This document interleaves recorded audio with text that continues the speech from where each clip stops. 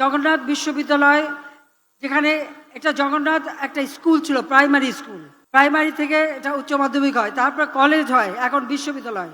এতটুকু জায়গা, বিভিন্ন জায়গায় হোস্টেল ছড়ানো ছিটানো, এবং আরও অন্যান্য জায়গায় চায়। সেই জন্য সব কিছু এক জায়গায় করে একটা ভালো ক্যাম্পাস এবং আধুনিক সকল সুবিধা, সেখানে ছাত্রদের আবাসস্থল, ছাত্রীদের আবাসস্থল, শিক্ষকদের আবাসস্থল, শিক্ষার জন্য একেবারে আধুনিক সুন্দর প্রযুক্তি দিয়ে সেইভাবেই একটা ক্যাম্পাস তৈরি করা। ইতিমধ্যে জায়গা দেওয়া হয়েছে, ডিজাইনও করা হয়েছে, সেই কাজও আমরা খুব তাড়াতাড়ি শুরু করব। সেইভাবে নতুন ক্যাম্পাস আমরা করে দেব, যাতে করে একটা সুস্থ পরিবেশে ছেলেমেয়েরা লেখাপড়া করতে পারে, সেদিকে লক্ষ্য রেখে আমরা সেই ব্যবস্থাটা নিচ্ছি।